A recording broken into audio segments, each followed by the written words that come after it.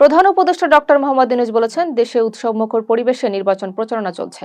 কেউ কটু কথা বলছে না, অভদ্র আচরণও হচ্ছে না। এটিকে রাজনৈতিক সংস্কৃতির ইতিবাচক পরিবর্তন হিসেবে দেখছেন তিনি। প্রস্তুতি পর্বে সন্তুষ্ট সরকার আগামী এক সপ্তাহকে সবচেয়ে গুরুত্বপূর্ণ সময় হিসেবে উল্লেখ করেন তিনি আশা প্রকাশ করেন, ভোট ইতিহাসে স্মরণীয় হবে।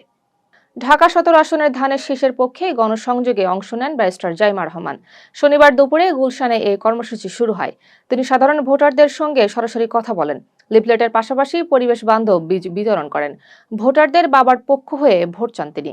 নিরাপত্তা থাকলেও সাধারণ মানুষের সঙ্গে মিশে প্রচারণা চালান। তারেক রহমান ঢাকা মহানগরের বিভিন্ন আসনে নির্ধারিত সময় ও স্থানে নির্বাচনী জনসভায় বক্তব্য দেবেন বলে জানিয়েছে বিএনপি। রোববার তিনি ঢাকা মহানগর উত্তরের ৬টি আসনে জনসভায় যোগ দেবেন। দুপুর ২টায় ঢাকা ১৭ আসনের নিজ নির্বাচনী এলাকায় ইসিবি চত্বরে বক্তব্য রাখবেন। দুপুর ২টা ৪০ মিনিটে ঢাকা ১৬ আসনে আমিনুল হকের নির্বাচনী এলাকায় পল্লবী ২ নম্বর ওয়ার্ডের লাল মাঠে বক্তব্য দেবেন।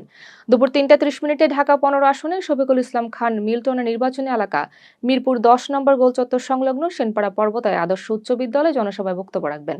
বিকাল ৪টা ২০ মিনিটে ঢাকা ১৪ আসনের সঞ্জিদা ইসলাম তুলু নির্বাচনী এলাকা ন্যাশনাল বাংলা উচ্চ বিদ্যালয়ে বক্তব্য দেবেন তিনি।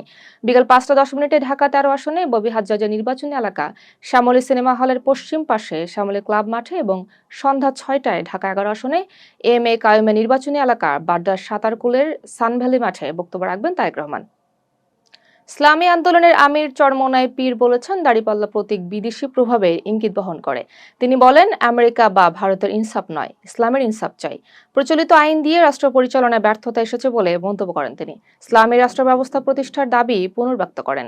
হাত পাখা প্রতীকের জনসভায় এসব কথা বলেন। সভায় দলীয় নেতাকর্মীদের উপস্থিতি ছিল চোখে পড়ার মতো।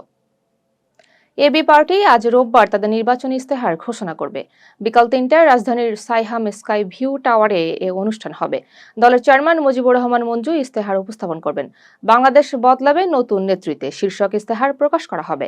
দলের নীতি ও কর্মসূচি তুলে ধরা হবে। নির্বাচনে নতুন বার্তা দেওয়ার প্রত্যাশা দলটির।